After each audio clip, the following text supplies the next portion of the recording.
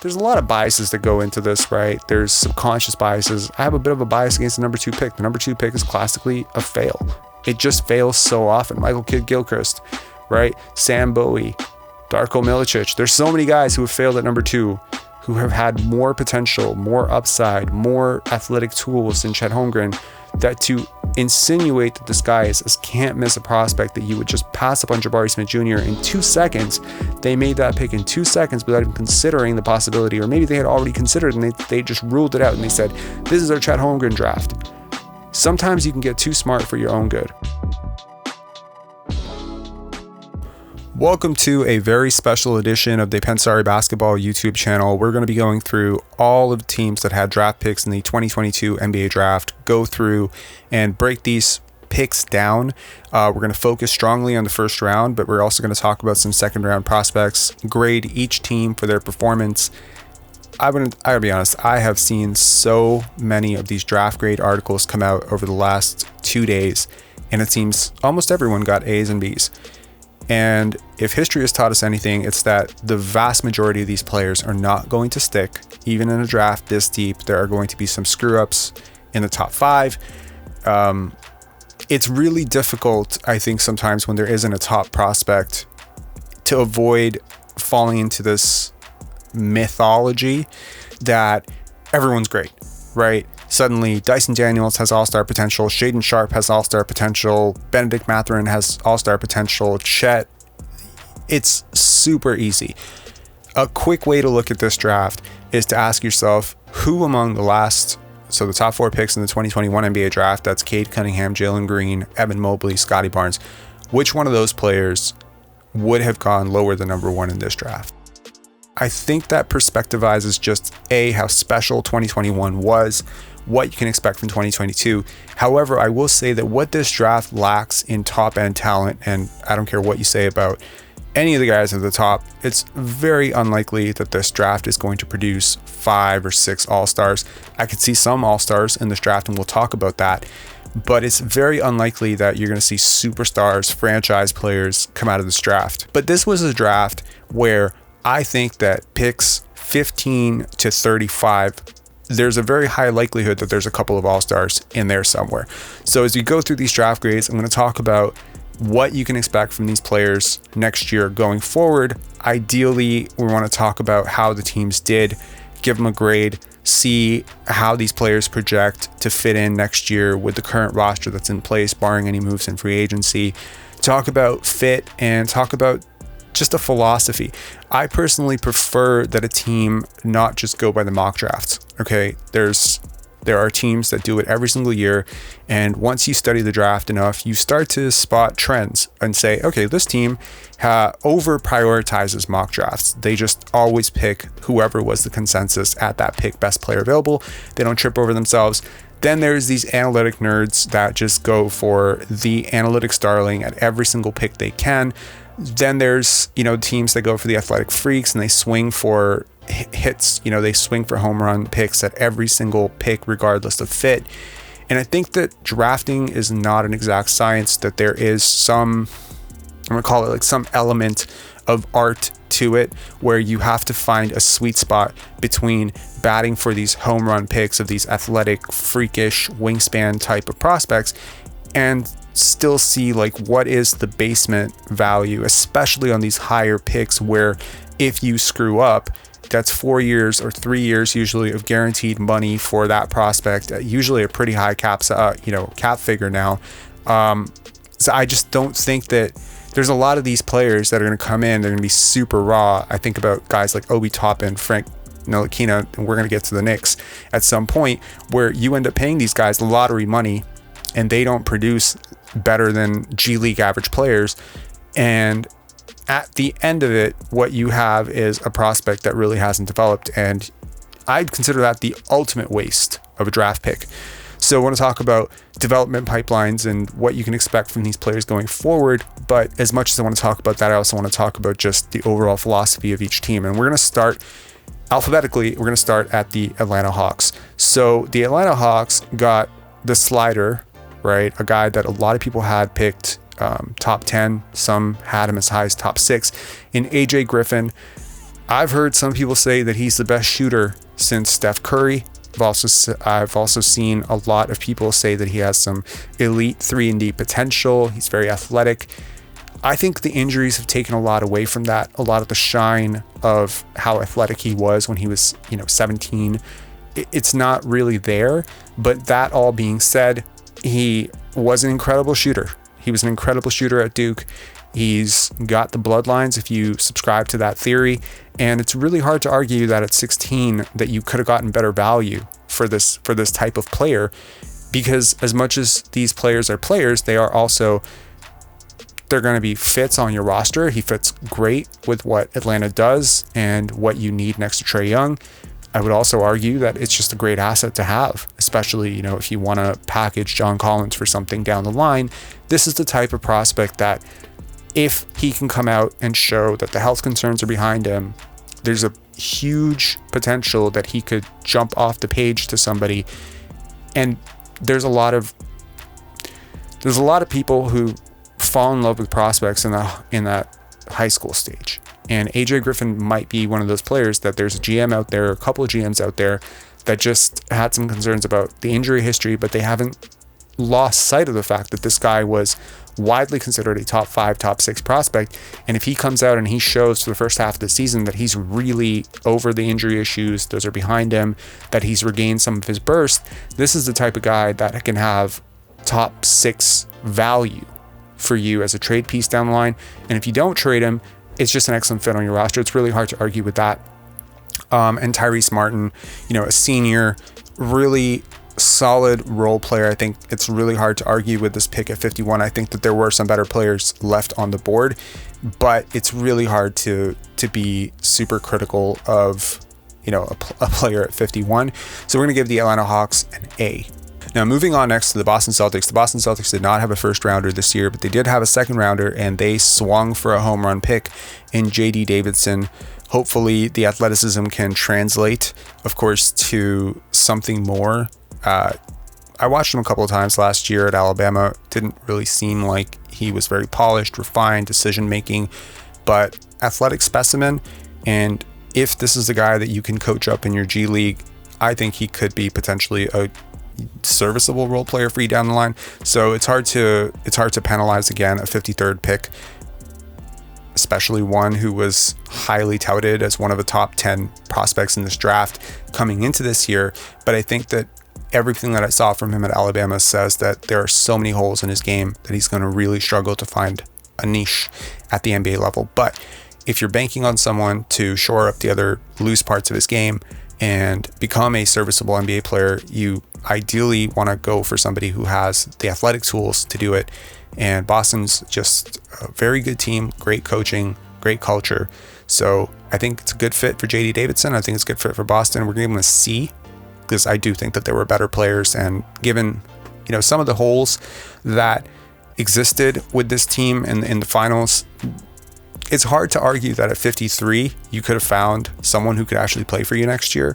But there were a couple of upperclassmen that I think could have been better for this team over the next 3 years. And JD Davidson, who is a prospect that I think in all likelihood will take 4 or 5 years to develop. So we're going to give him a C. Let's move on to a team that had the 13th and 15th overall pick, ended up trading out of the 13th overall spot.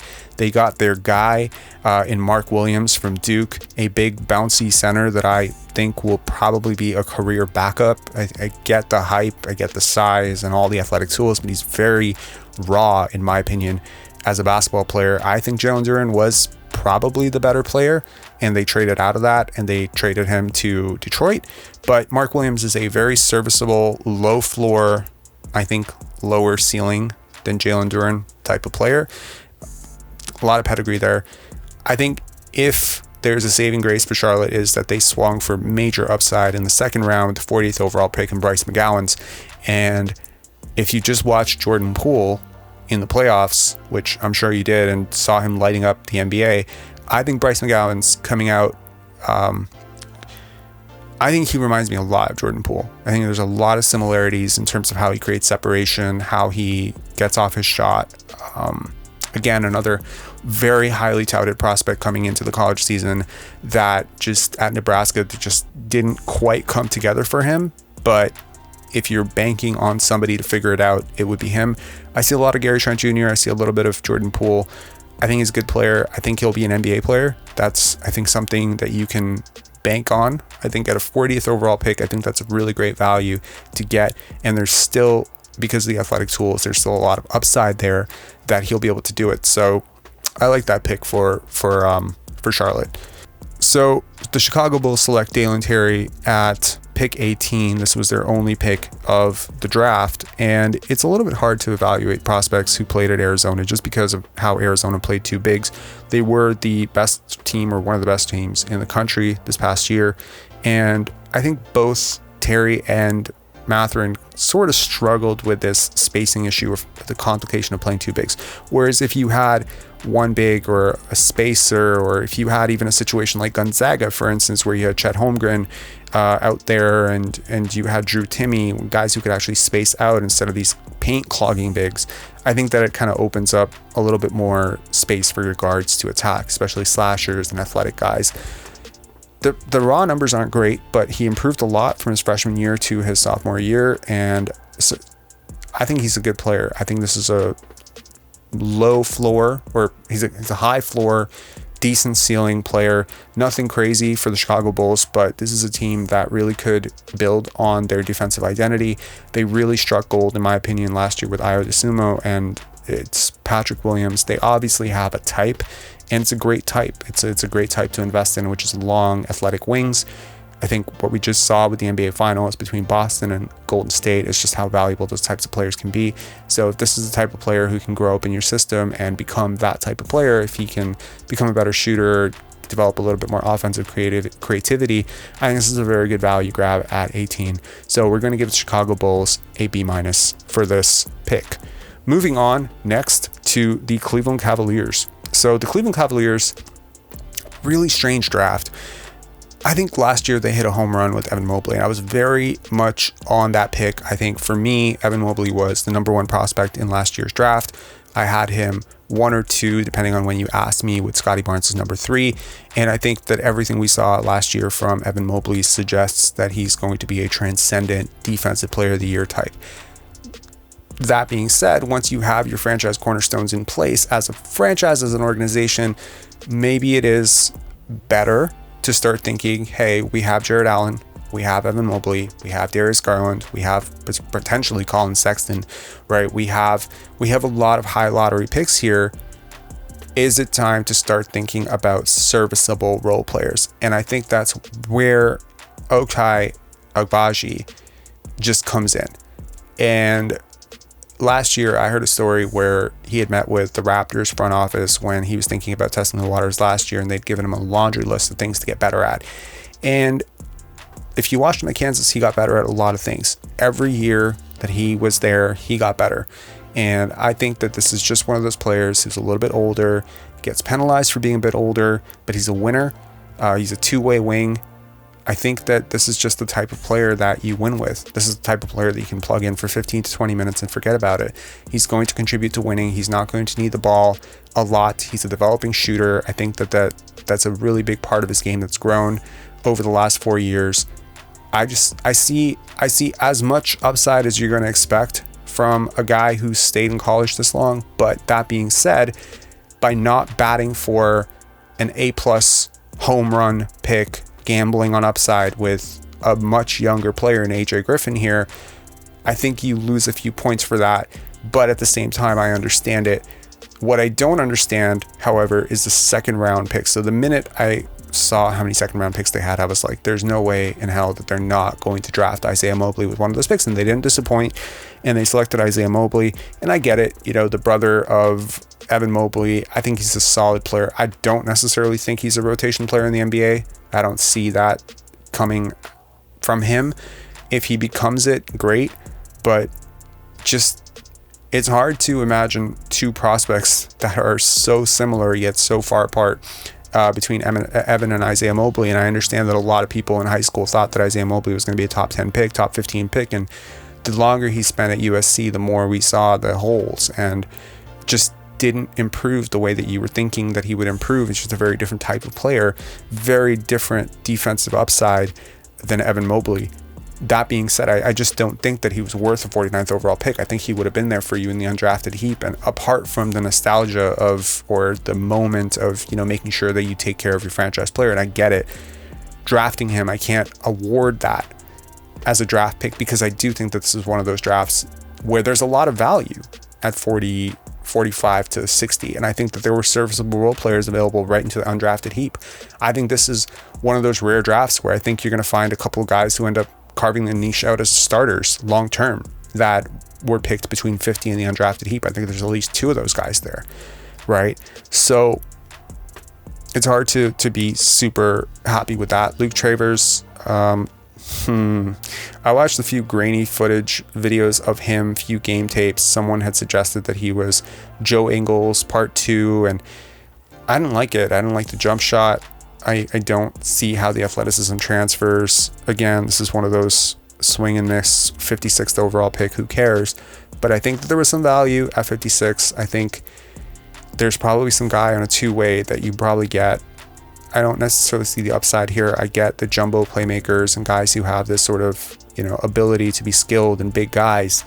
But I think athleticism matters. Defense matters. I'm not a huge fan. And of course, 39th pick, Khalifa Diop, a guy who's been, you know, on draft radars for the last 4 years. And I just don't like this pick at all. I don't get it. I don't think that he's an NBA player. So I might be very, very wrong. I'm going to give the Cleveland Cavaliers a C+ for this. I don't like what they did with the second round. I appreciate what they did with the first round. I think he's a really good player. Ochai Agbaji, this is a name that I struggle with all the time. I think he's a good player. I just don't necessarily think of him as the best player available in that moment. Like, I think it's the safest pick. It's probably going to, if we look at this draft 10 years from now, I'd be very surprised if he's better than everyone who went 15 to 58. I'd be surprised if there aren't 3 players who are better than him in that range. So C+ for the Cleveland Cavaliers. Let's move on to the Dallas Mavericks. And if you're expecting me to give the Dallas Mavericks an A+ for getting a guy that most people saw as a top 20 talent coming into the year, top 5 talent, and getting him at 37, if you're expecting me to give him an A+, I'm not. I'm going to give him a B- here, because as much as I like Jaden Hardy as, you know, a fun guy to watch in the G League Ignite, look, there's a lot of people that think this guy is a really good shooter. And yeah, the free throw percentages would suggest that he is.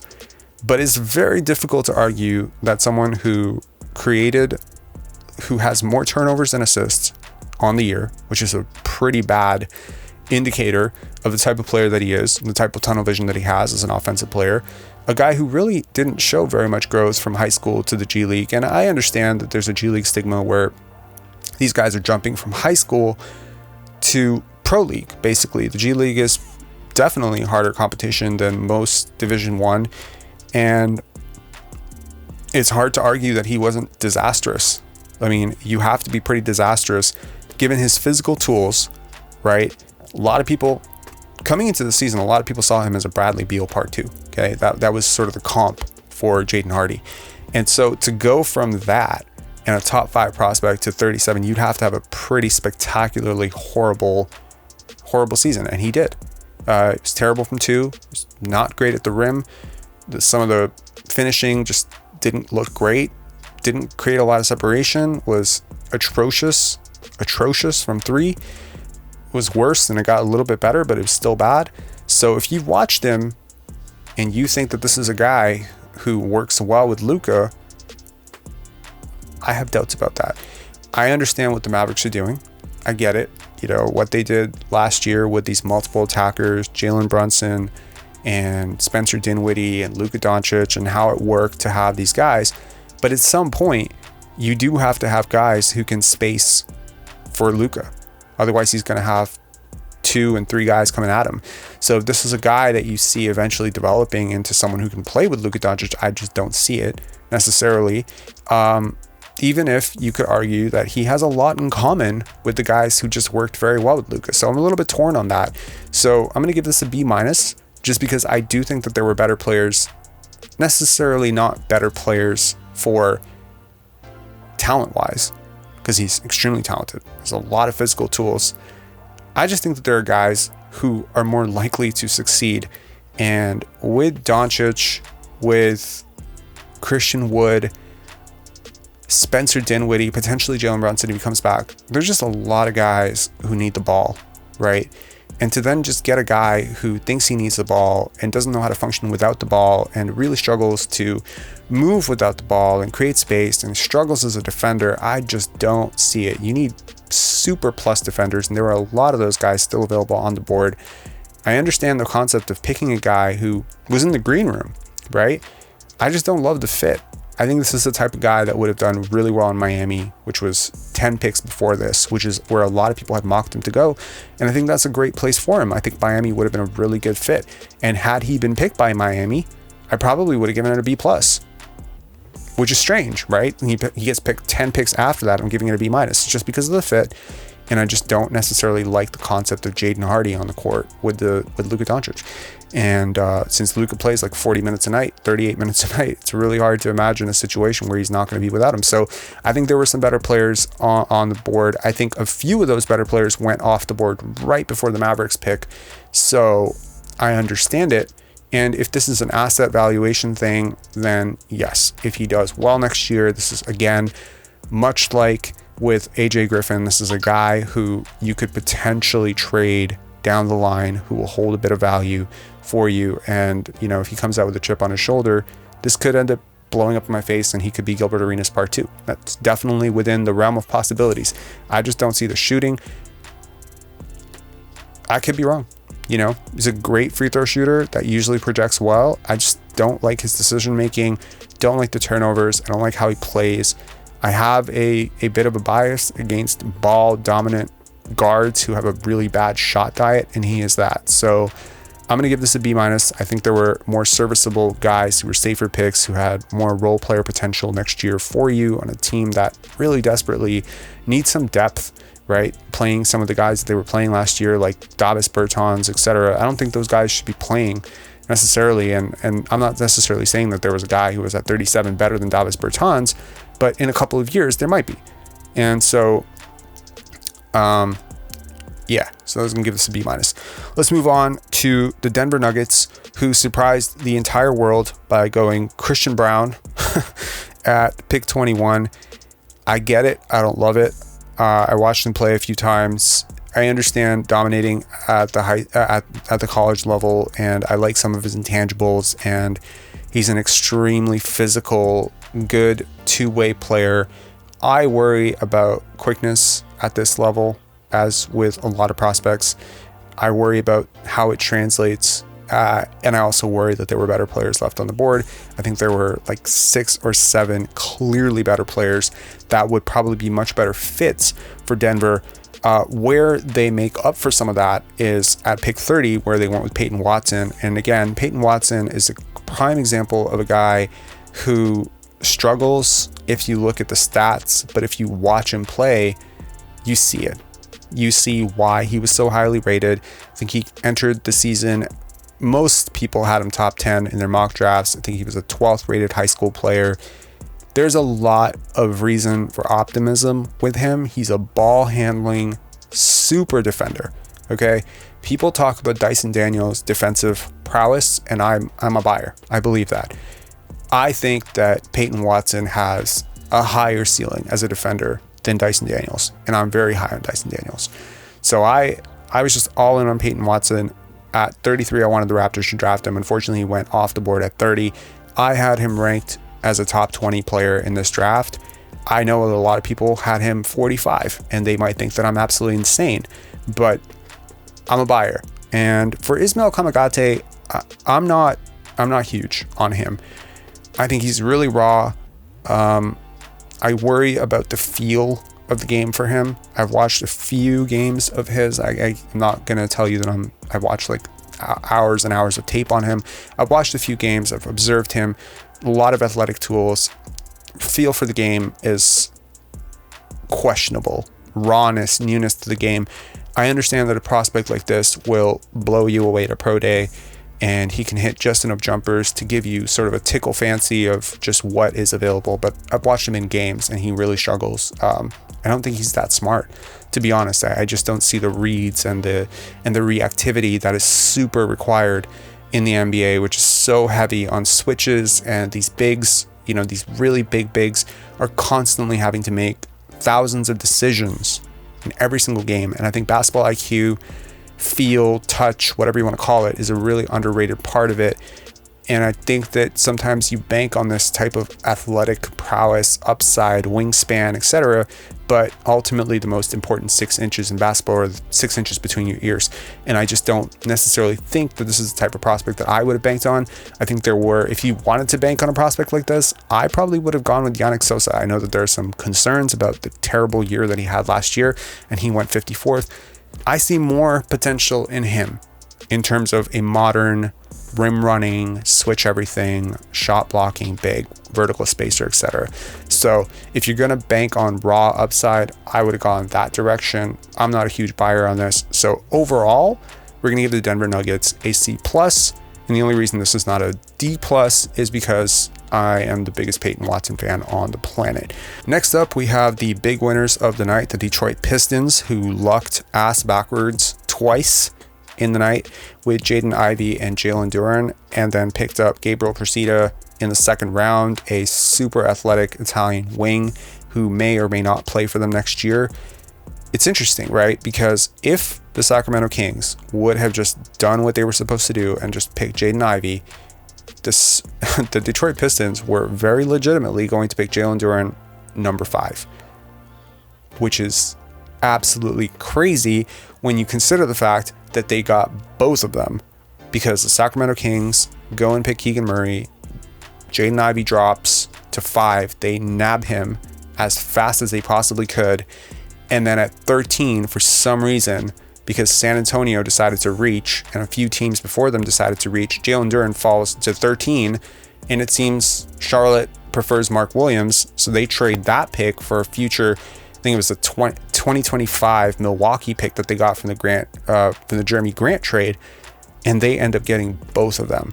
Now, I get the upside with him, with Jalen Duren. I think I see shades of Rob Williams. I do. He's one of the youngest players in this draft.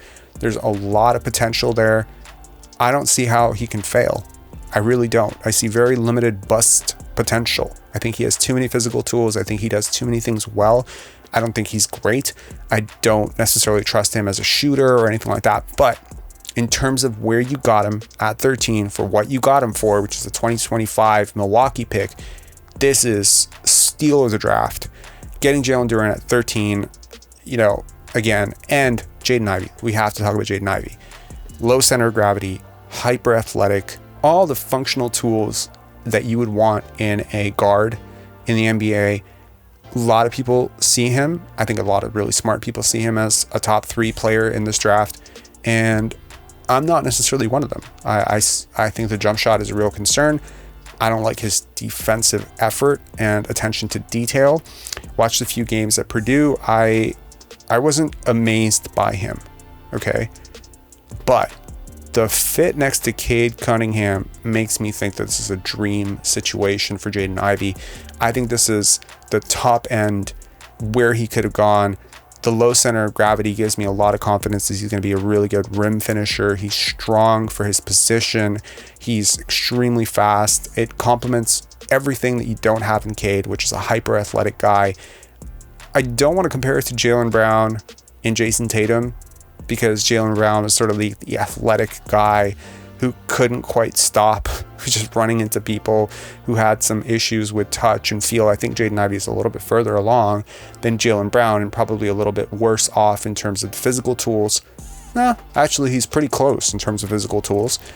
And I think Cade, maybe I don't like Cade as much as I like Jason Tatum, so maybe it's a muted, smaller version of the Boston Big Two. But the complementary fit is great. I think Cade, if he can improve as a shooter, can really space off the ball. I think there's so much passing there with Cade and Ivy back and forth that they could play off of each other so well. I think if you're Detroit, you have to walk away from this draft thinking you have just drastically changed the outlook of your program.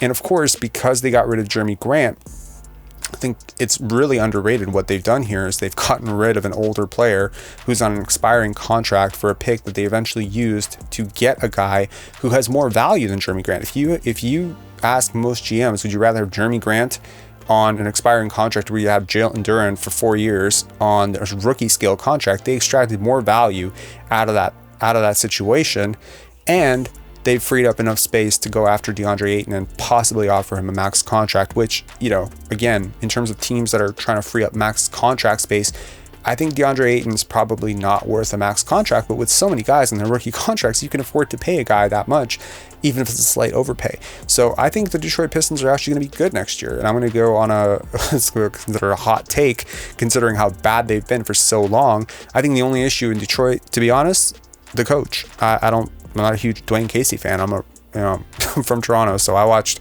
enough Dwayne Casey to be able to tell you he's not a great coach, in my opinion. But it's hard to argue that the Detroit Pistons haven't pretty solidly put them into one of the top 3-4 young cores in the NBA, and they've done it pretty much in 2 seasons because the Killian Hayes pick was just a mess. Like, they just screwed up on that pick. They could have had, man, you imagine Tyrese Halliburton? Holy crap. They could have had Tyrese. So if you consider that, forget that for a second. In 2 years, they batted 100 here. Obviously last year they could have had Evan Mobley. They didn't. That's a mistake. And this year we could argue later that maybe, Jaden Ivey wasn't the best player on the board. There was somebody better. I don't know about that. But I think in terms of the overall fit of how these young pieces work together, the type of people you're bringing into this program, I think both Jalen Duren and Jaden Ivey have a lot of personality intangibles that I think are really good for winning organizations to want to bank on a young player. And I also think, this is no slight to Sacramento, but I would look at a player who wanted to drop an entire draft position, which, in most cases in the lottery is, you're sacrificing millions of dollars by making that decision, not going as high as possible. To be able to make that decision now as a basketball player and be willing to say, you know what, yes, I am willing to lose a few $1 million to end up in a better situation. I think that bodes very well. And whenever I have seen players try to make that type of decision, it's usually because they have a very clear vision for themselves as basketball players. And I think that the Detroit Pistons got the steal of the draft here. I'm going to give Detroit an A grade for this draft, just because I want to hold off on giving an A+ on this draft, but it's hard to argue with an A or an A+, depending on how you look at it. All right, next up, the Golden State Warriors. Weird draft. I really like what Golden State did in the second round with Guy Santos and Ryan Rollins. I think it's really hard to find better players at those positions. I think Guy Santos has, again, picked 55, right? We're not expecting him to be a starter for Golden State in 10 years or 5 years or 2 years, but I think this is a serviceable guy that you can possibly plug in to one of those players that's eventually going to move on. And it's a depth pick. I think he can actually play. I really do. I see him as an NBA player. I've seen him a few times. He's a Brazilian forward. I think he's really good. I think he's got a lot of tools. He's very toolsy. He's got good potential. Ryan Rollins, again, questions about how will he play in the NBA? What kind of competition did he face? Wasn't really playing the best schools, etc. But there's so much talent when you watch him play, and so much of that feels to me at least translatable. I think both of these guys could be really, really good next year in the G League, and hopefully one of them can develop, but this is the type of potential that I like to bank on. Now, it's interesting how favorably I look at their second round selections and how much I absolutely hate the fact that they drafted Patrick Baldwin Jr. at 28th. Now, I can go for a 20-minute rant about why I don't think this is a good pick. There's a lot of players picked ahead or picked behind him that I would have vastly preferred over Patrick Baldwin Jr. Honestly, I understand that he was a top 5, top 6 recruit, top 6 pick, whatever, coming into this draft. I honestly think there's a very good reason to believe he should have probably wound up in the 50s, given the season that he had. But it's not just the season that he had. Unless there is some major underlying injury that he was facing, and I know that he had some injury issues last year at Milwaukee, but unless there's something terrible that happened that wasn't disclosed and he's over it and he's ready to move on, or there was some major catastrophe that happened in his life, because again, when you're evaluating a guy in 4-month spurts, it's possible. But I'm not just talking about last year. I mean, we're talking like percentages were terrible, shooting percentages were terrible, competition that he was playing was barely Division I basketball, and he still struggled despite the fact that he's a 6'10" guy. Like, he's not a small guard. It's not like he's 6 foot where you're like, okay, well, you know, maybe he's just adjusting. No, he had physical advantages against inferior players who will never touch an NBA court or professional basketball in their lives, and he struggled hard, could barely score.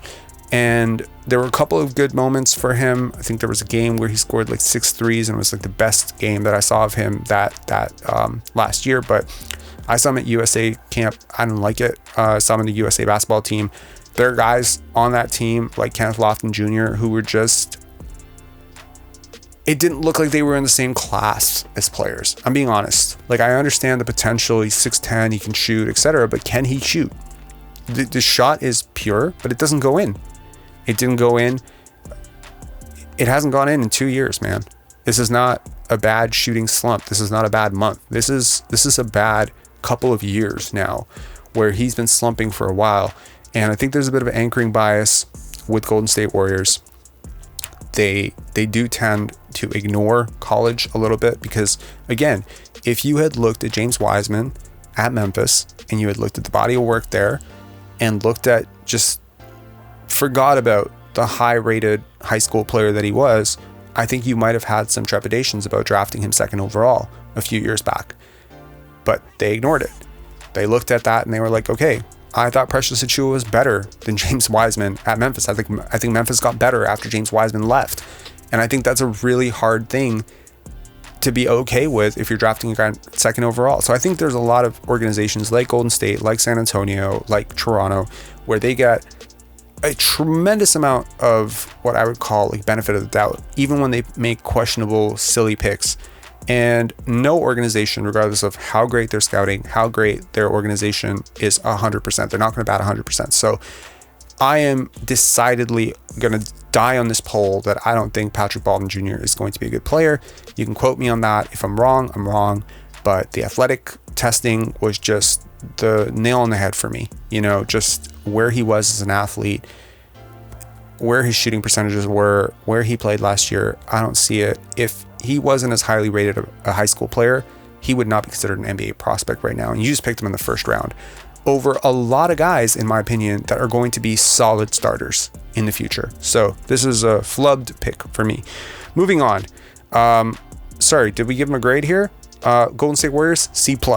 So let's move on to the Houston Rockets, who did not get their guy, ironically, in Paolo Banchero, and they had to settle for who was, you know, growing to be the consensus #1 pick in Jabari Smith Jr. Now, let's be honest, there was no consensus #1 in this draft. The only reason Jabari Smith Jr. jumped to #1 is because Orlando was widely rumored to be taking him.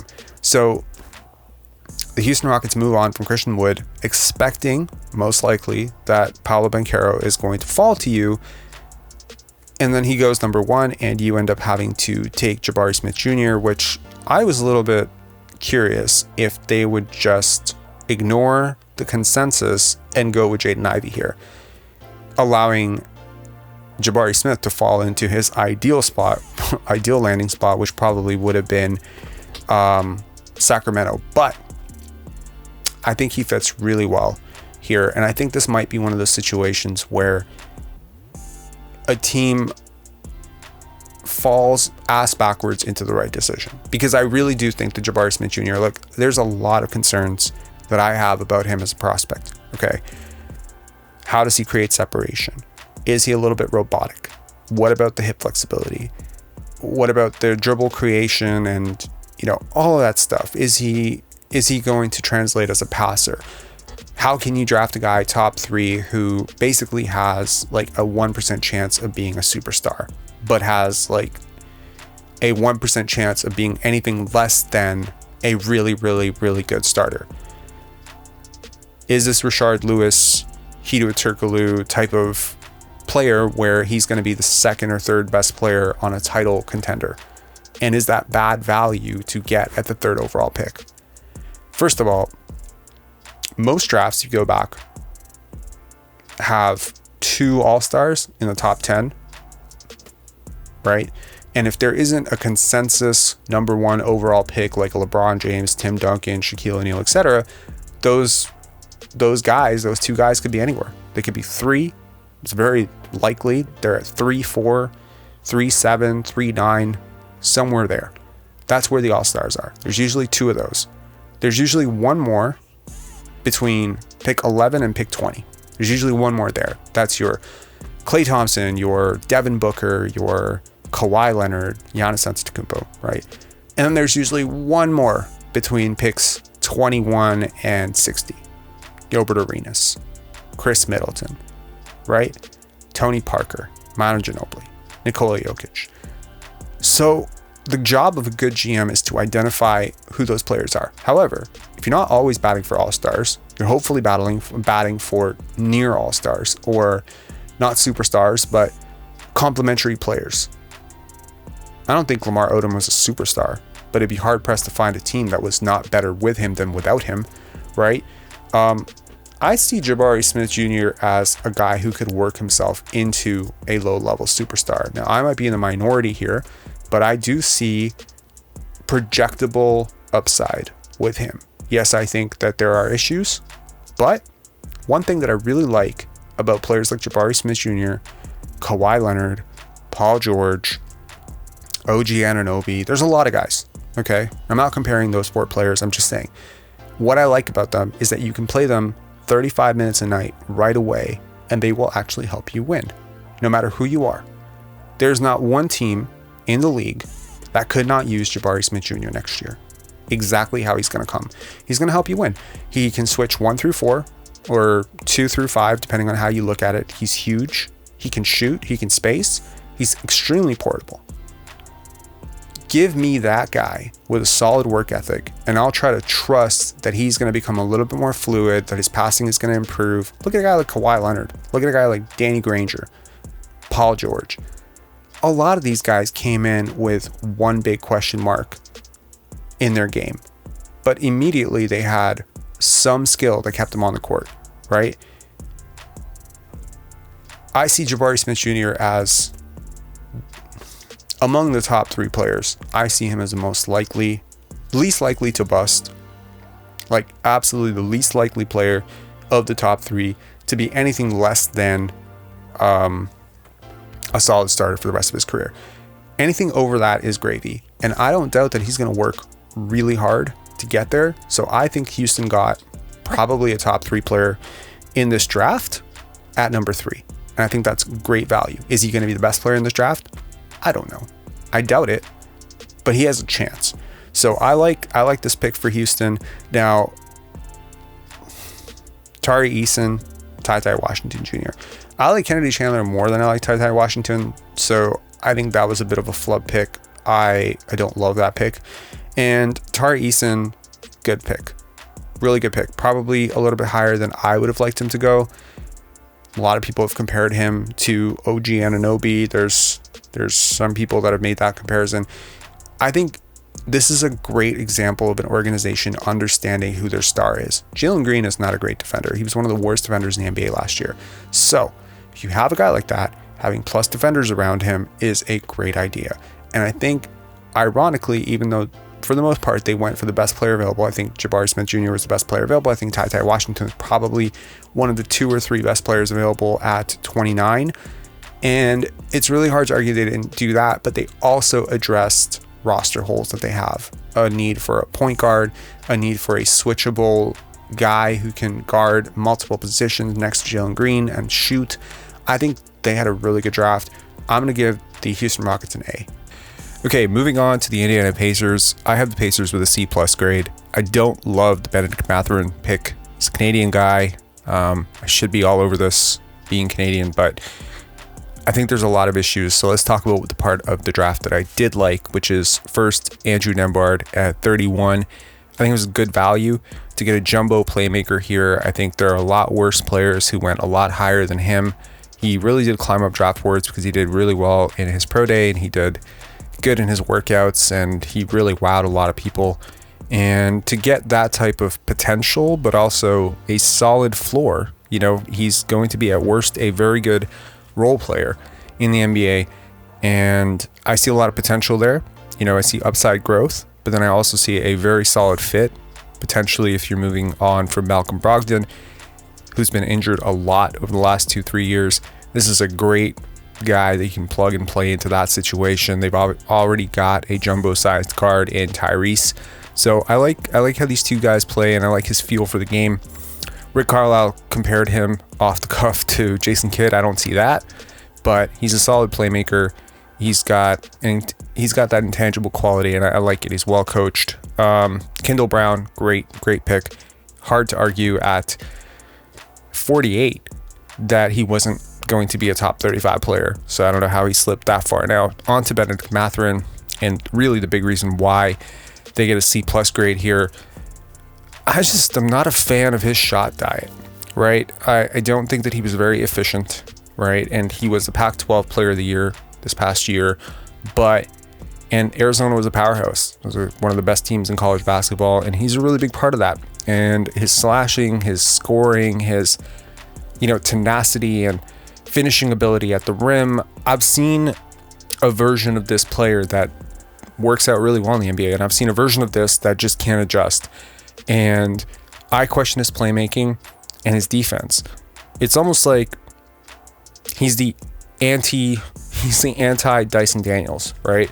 Because on the one hand, you have this super heady, mistake-free, error-free player who just plays off the ball and can just fit in everywhere. And then on the other hand, you have this very ball-dominant guard who doesn't make great passes, has questionable defensive motor. And the only upside I can see here is that he was just in a system that did not allow him to flourish. And I can buy that.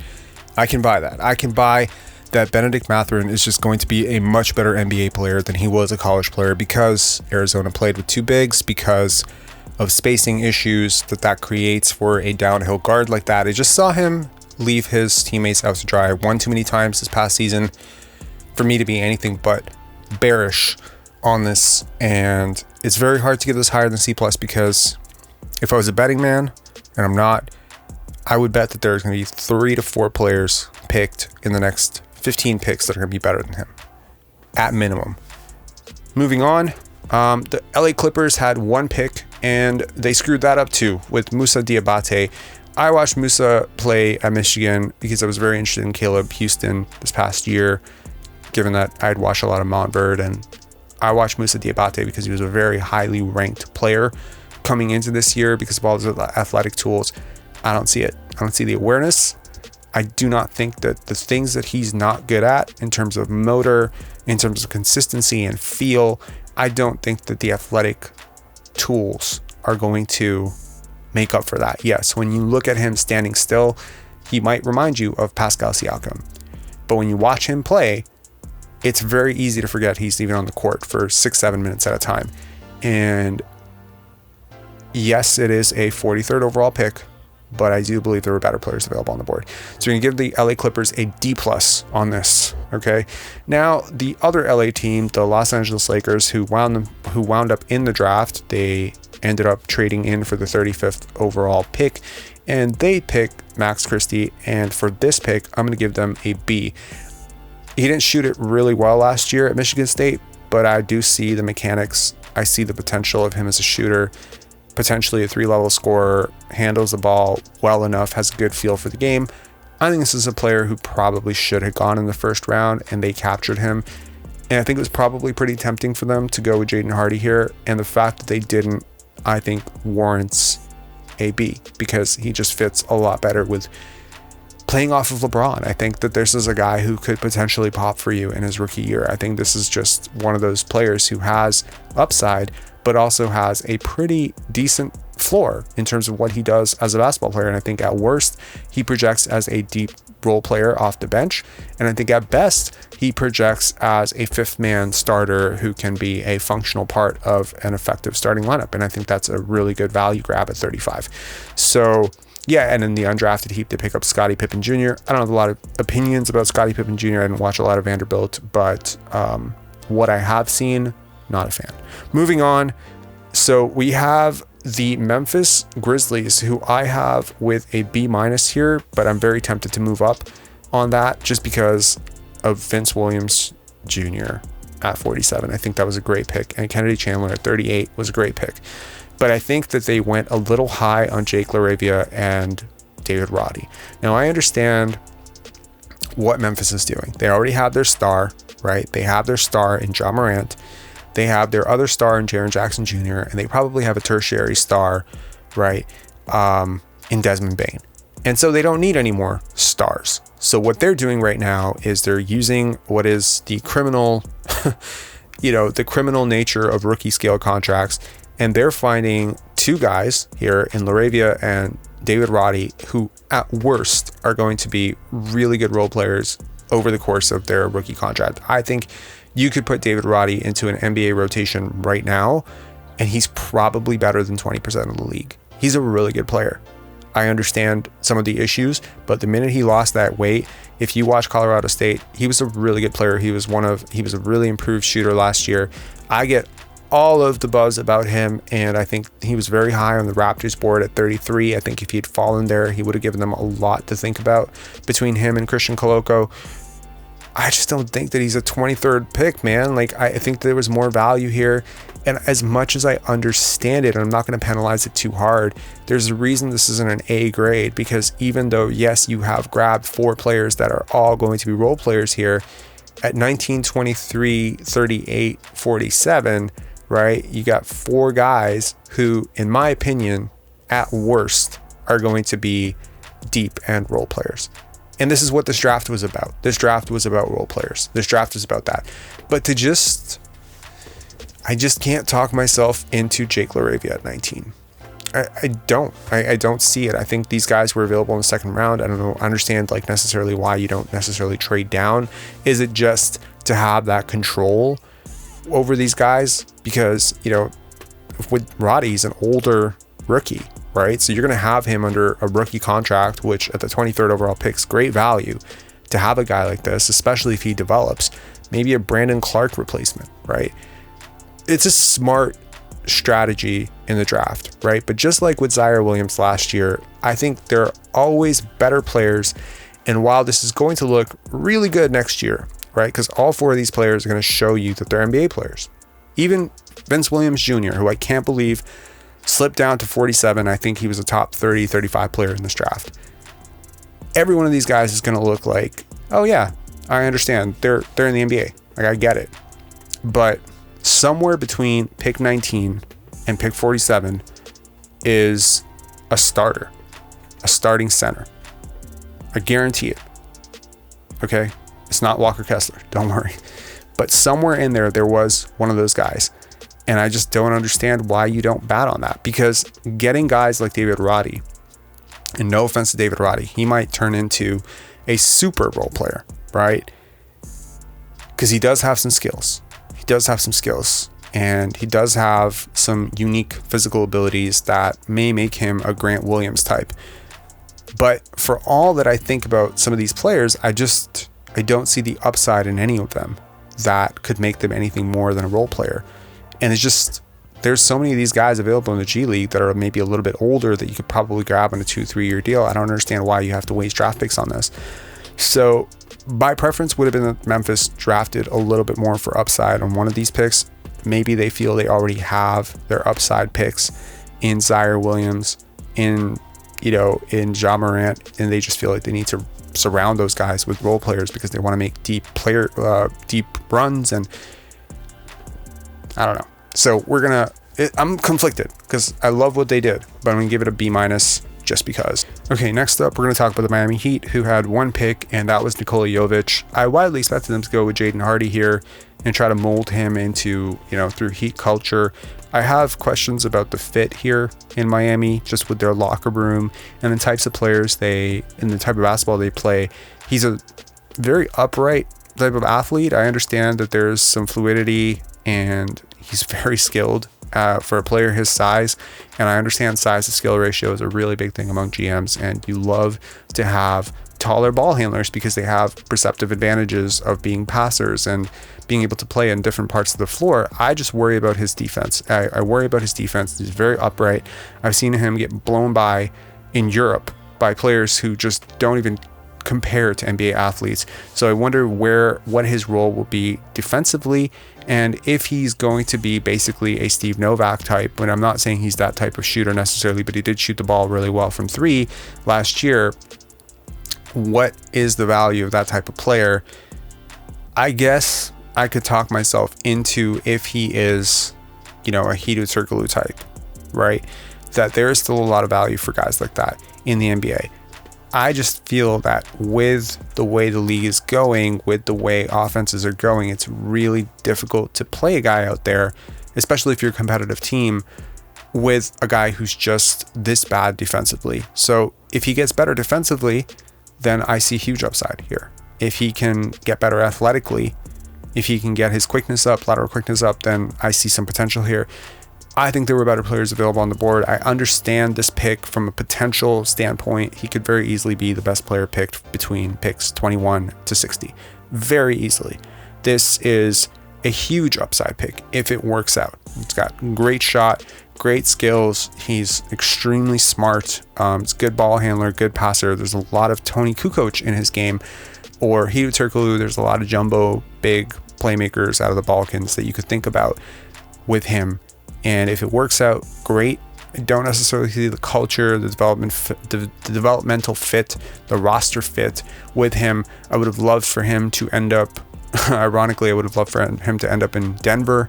I think they might have had a better shot to develop him there. I also would have liked to see him maybe in Toronto. I think that would have been a pretty good fit for him as well. But nevertheless, he ends up in Miami, and we're going to give the Miami Heat a C+ for this, largely because I don't necessarily love the fit for them, but if he hits, great. Moving on to the Milwaukee Bucks, we got MarJon Beauchamp and Hugo Besson. I gotta be honest, I've watched 2 games of Hugo Besson and I am not a fan. I don't think he's an NBA player. I would be very surprised if he ends up in the NBA someday. And with me saying that, as I'm hearing myself saying that, he's probably going to turn into Manu Ginobili, but I don't necessarily see it athletically. With MarJon Beauchamp, it's the complete opposite. It's a complete NBA athlete. I don't necessarily get why there's upside. Now, the story is tragic, right? If you've heard the story of MarJon Beauchamp, like, you can't help but be very moved by his draft. And if you believe, as an organization, as I'm sure the Bucks do, that there were extenuating circumstances that maybe prevented him from getting to his upside earlier, then you maybe can overlook the fact that he's a bit of an older prospect, and you can say, well, he's super humble and he's a great person and he's going to work really hard and he's got all the athletic tools and the wingspan to be this 3-and-D type player. But I think the jump shot was really shaky last year. It gives me a lot of concern, feel for the game. But he's a raw athlete. I think there were better players available here. So we're going to give the Milwaukee Bucks a C- for this one. Now, the first D of the draft, and that's the Minnesota Timberwolves, who picked Walker Kessler at 21, Wendell Moore Jr. at 26, Josh Minott at 45, and Matteo Spagnolo at 50. This is the ultimate, I don't know what I'm doing draft, I think, and that's sort of surprising. I wasn't expecting that coming from the Minnesota Timberwolves. I think there were better players at every single place that they picked. There was a better player that went 2 or 3 spots after. So I'm not a fan. I think Walker Kessler was just, I've seen this player before. Okay. I understand why you feel he might be different, or you feel like his mobility issues might not be as big a deal, or he fills a roster position, but I just think that he's too slow to play in the NBA. I understand the advanced metrics will show him to be one of the 5 best players in college basketball. Okay. And Auburn was awesome, right? But I worry about his fit in the NBA, and I definitely worry about him being a 22nd overall pick when centers are a dying breed in the NBA, and most centers were desperately underrated in this draft. Okay, this is Jalen Duren went 13th He's better than a lot of players that went above him. It's just not a position of need. And I think if you're going to go with a center, I think the NBA Finals just showed us that guys like Walker Kessler get played off the floor pretty easily. So if the idea here is that you want this type of player on your roster, on the back end of your roster, to maybe match up with a Joel Embiid or a Nikola Jokic in specific matchups, like a specialty matchup, well, I guess I get it, but then those guys are available in the G League, and you know, every single year there's international players that could possibly do that for you, probably a little bit better than Walker Kessler because they're a little bit older. And if your goal here is that you think he's going to turn into Rudy Gobert or something like that, I don't see it, man. I don't see it. But you know what? Big time shot blocker. I think he's going to get played off the floor. I think he's really slow footed. I worry about the athleticism. Wendell Moore Jr., again, Duke, really interesting system, really interesting watching them play. He didn't really stand out to me. I get the upside. Josh Minot, again, another physical guy who fell down draft boards because he just showed that he has a lot of holes as a basketball player. But this might be a nice draft and stash for them. I'm not going to kill them too much for the Matteo Spaniolo thing. I think there were better players available there too. So yeah, a D for the Minnesota Timberwolves. I did not love their draft. Moving on to one of the big winners of the night, which is the New Orleans Pelicans, and they get an A-. Dyson Daniels, awesome player. Just, you know, there are a lot of smart players, smart people who had him 4th, 5th on their draft board, and he started this draft process. And this is like a weird thing. It happens every year. And the player that it usually happens for ends up usually pretty good. It happened with Dwayne Wade, happened with Donovan Mitchell. There's guys who start the draft process ranked as fringe first rounders and then work themselves into the lottery. And it's because people are seeing something in their game under a new light that maybe they weren't paying attention to earlier. And with Dyson Daniels, I think it is his improvement, his size, his ability to defend. I think maybe there's a bit of a recency bias with the playoff series that we just saw and the value of defenders like this who can guard 1 through 5. I think he's just excellent value at 8. It's very hard for me to see him being a superstar or a star player. I don't see the Lonzo Ball type of passing comparisons. But it's, I mean, you're the New Orleans Pelicans. You have Zion. You have CJ McCollum. You have Brandon Ingram. You have Herb Jones. You're looking for a guy who can play for you, right? You're looking for a guy who can play for you sooner than later, who you're not going to have to spend 4 years developing because you don't have the roster space to develop a guy who can't play for you. And to be honest, Dyson Daniels can play 25 minutes in the NBA right now. Okay, he reminds me a lot. I'm not saying this to be crazy. A lot of what makes Dyson Daniels a good player is what makes Scottie Barnes a good player. Team first guys, unselfish, super skilled, multi-positional defender, good length, good strength. He has some ability to defend at the rim as well. I just see a guy, and solid work ethic too, like where he's come in the last 2 years, just incredible. Super, you know, keeps his nose down, not cocky, not brash, doesn't think he's ahead of where he is. He puts in the reps, he works really hard. If there was a player in the top 10 apart from Jabari Smith Jr. where I'd be like, that guy can't fail, it would be Dyson Daniels Jr. Dyson Daniels. And EJ Liddell, great pickup. I love it at 41. I'm really surprised that he fell that far. And Karlo Matkovic, a player that I think this is a bet on upside here. Really surprised a lot of people with his pro day. He was super athletic, dunking all over the place. I think he has some skill, some shooting skill that could be worked out on. Some people compare him to Isaiah Hartenstein. I don't necessarily think I'm that high on him, but if you're going to bank on someone at 52, I think this is a pretty good place for him to be. And given that there are some teams that drafted very comparable players in the first round, I would say that New Orleans Pelicans deserve some credit for at least taking him 52. And he might be a draft and stash player who could develop into something down the line and maybe come over and be a depth piece 2 years from now. Next up, we have the New York Knicks. We're going to give the Knicks a D or a confused emoji. Everything the Knicks did at draft night was worth it. Just to see Spike Lee and Stephen A. Smith having a public meltdown. If you haven't watched it, go watch it. Spike Lee was on his knees at some point, praying, wondering what they're going to do with the 11th pick. Then they trade the 11th pick, get the 13th pick, trade that somehow. man, so many confusing things. And to all of this, to end the night with Trevor Keels, the most meh prospect. Just, it's so classically the Knicks. It's so classically the Knicks. I don't like Trevor Keels necessarily. I get that he's a combo, do-it-all, guard who can, he's physical and he passes an eye test. He's the kind of guy that you see at the YMCA and you're like, wow, that must be a really good basketball player person, right? But when you look at the percentages, when you look at the fact that he's supposed to come into Duke and be this really good shooter and he's not, 67% from the free throw line, doesn't project necessarily as a lights out shooter. I think it was 31%. Defense was slightly overrated. I feel the decision making it's like a very, very, very poor man's Marcus Smart. I don't see it, man. I don't see the huge defensive upside there. I just think this is a pick that is guaranteed waste, right? And it's like, what better options did they have where they were drafting at 42? And it's like, well, maybe they could have done something better with the pick they did have at 11. That's definitely a possibility. It's sort of strange for the Knicks because you do have this organization that is banking potentially on Jalen Brunson.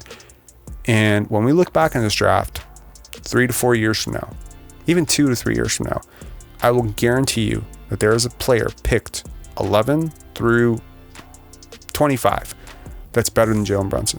I'll guarantee it. And you can argue that, okay, well, it's a crapshoot. We're not very good at finding talent at the end of the draft, or the end of the lottery, which is probably true given the track record of Frank Ntilikina and Obi Toppin. They've screwed this up a few times, more than a few times over the last 15 years, where you could argue that maybe they don't know what they're doing in the draft, and so it's probably better to just bank on free agency, but bank on a superstar, bank on Kyrie and KD, but to bank on Jalen Brunson, what are you doing? Jalen Brunson, Julius Randle, and RJ Barrett does not move the needle for you in the East. It does not make you a contender. It does not make you better than Chicago Bulls. I don't get it personally. I think New York fans, honestly, I'm speaking to you directly. Would you be okay with 3 years of just doing it the right way? Would you be okay with just scrapping this down? Stop pretending that you're close to something that you're not close to and just wait. Stop pretending that RJ Barrett is a superstar. He's not a superstar. He's a complimentary player, right? He's a guy who's going to be the second or third best player on a really good team someday. He's not a superstar. Doesn't create that well. And so Jalen Brunson is not that guy. Julius Randle is not that guy. And to be honest, Trevor Keels is not that guy. Next up, we have the Oklahoma City Thunder, and I'm giving the Oklahoma City Thunder an A-. It's not an A+. It's not a clear A+. They had 4 picks. They picked Chet Holmgren, number 2. They picked Ousmane Dieng, number 11, the pick that they got from the New York Knicks. They picked Jalen Williams from Santa Clara, number 12. And then at number 34, they got one of my favorite players in this draft, which is the other Jalen Williams. So let's work backwards. I love the pick of Jalen Williams at 34. I think he was the best player available at that spot. It's very hard for me to argue that he's not going to be a great fit. Super high character guy. Just big smile, love the energy, super role player. I see it. I get it. If he can develop a shot, that's a potential rotation piece that you got at the 34th overall pick. Great value. Let's move backwards to Jalen Williams from Santa Clara. This is a great example of a guy who has a certain measurement that just pops off the page. He charms you in an interview. And listening to him talk, it's really hard not to fall in love with this guy, right? It's really hard not to fall in love with his upside, and you can see it. Like he's so composed, and so he's remarkable. And I call it the Cade Cunningham effect, where he can almost dazzle you into believing that he's something that he's not. And I think he has a lot in common with Cade Cunningham. If you really want to break it down, they're the same size, hyper wingspan, passing. They have, good ball skills, limited athleticism. There's a lot. He's just a very poor man's Cade Cunningham. That's what I think I see in him. But when I say a very poor man, I mean a very poor man's, right? There's some serious, unlike with Cade, there's some serious defensive issues here where I don't necessarily think that he's going to be able to guard guards in the NBA. I understand that, with wingspan, with the projectable shot, that with with his wingspan, with his projectable shot, his personal, makeup as a person, and, with his passing skills and his ball handling skills, and all of those skills are so elite with him and so projectable. Not a super high turnover player, takes care of the ball, super smart, really mature, well composed. It's very hard to see him be anything less than a really good role player. Like, that probably should be the floor for what he's going to be. And if you're happy with that at the 12th overall pick, that's great. I just think that there were 4 or 5 guys probably left on the board who had a lot more upside than he did, and probably had a very similar floor. So I don't necessarily see this as a great pick. Number 11, Ousmane Dieng. We're going to just work backwards to Chet Holmgren. And look, I am seduced by these types of players, these fluid, ball handling, smooth, young, international players. Like, every year there's an effect, and I call it the Dante Exum effect, where you see a guy and you're like, this guy should be a superstar, and he's not. And it's because what makes a superstar is so much more than how he looks on the basketball court. And I think Ousmane Dieng is very raw. You can sell yourself into thinking he's a top 6, top 7 player in this draft. Realistically, right now, he's probably not a top 50 player in this draft. But the size, skill, handle, passing, etc., you sell yourself on it. My concern is that you sometimes develop blinders with players who play this far away from home, because he had come out. We often tell ourselves, we psych ourselves into, international prospects, so they're playing against grown men. Well, so are the guys in the G League. And a lot of guys in the G League who struggle, like, for instance, one of my favorite players last year was Dacian Nix. He struggled. He nearly fell out of the draft, right? The way that Ousmane Dieng struggled, it was absurd. I think at some point he was shooting 17% from 3. It was 32% from the field. It was ridiculous. Don't quote me on those exact numbers. I don't have them in front of me, but it was really bad. It got a little bit better towards the end, and, he pulled together, and people called it a huge turnaround, and he said, look, well, he played himself from the draft to out of the draft to back in the lottery. I worry about someone like this. I see the bust potential. It's super high, and it's not just because he's international. It's just because of how he is as a player. What is the projectable skill, right? I don't think he's a super athlete. I worry about him defensively. I worry about this sort of being in a situation where he's just with all these other young players without the vets. I worry about that. I just think I would have liked to see him end up in a better situation for him, probably a little bit later in the draft. I think San Antonio might have been a better situation for him, to be honest. Under Greg Popovich, under that system, I think it would have provided a little bit more structure and a bit of a better outlook for me to feel comfortable that he could have succeeded in that situation. I don't see the pathway to success here. And then finally, Chet Holmgren. Sorry we're taking so long with Oklahoma City Thunder. Just had a lot of picks. I worry about Chet Holmgren. What is he? Is he a weird body Al Horford, as Bill Simmons likes to call him? Is he close to Evan Mobley? Where are we seeing? I don't see him as Evan Mobley. I think I drew that comparison myself. I was very firmly in the Chet Holmgren camp. I walked into this year saying it's Chet or bust for me. I wanted the Raptors to tank to get him, right? My hometown Raptors before they became good and before Scotty Barnes was amazing and we saw that we were going to the playoffs. I thought, this is the guy that we need to get. And as I watch him at Gonzaga, I'm reminded that every single time I've seen him, he has not been the best player on his team. And I don't think that that's necessarily the worst thing in the world. And I think we saw that with Caleb Houston, where, you are who you are, right? And if you're not that guy, then being put in situations where you're that guy is going to make you look bad. It's going to expose things in your game that just aren't developed or just not there, not existent. And I think it's really difficult at times to convince yourself to pick a guy this high in the draft who has no chance or very limited or zero pathway to becoming a first option on a serviceable team. And, if you want to call it Rudy Gobert with a jump shot, I don't see that level of defensive upside in him, right? We're talking about a like the 99th percentile outcome in terms of defensive upside with Rudy Gobert, right? That is not a projectable outcome based on what we've seen. if I had to rank Kristaps Porzingis, Chet Holmgren, Evan Mobley, Anthony Davis as prospects coming into the draft, I would rank them as follows. Anthony Davis 1, Evan Mobley 2, Kristaps Porzingis 3, Chet Holmgren 4. That's where I see him. In that pecking order, that's where I see it. He might have better luck with injuries than Kristaps did. Does not have the shooting touch or potential or creation ability that he does, the post moves, etc.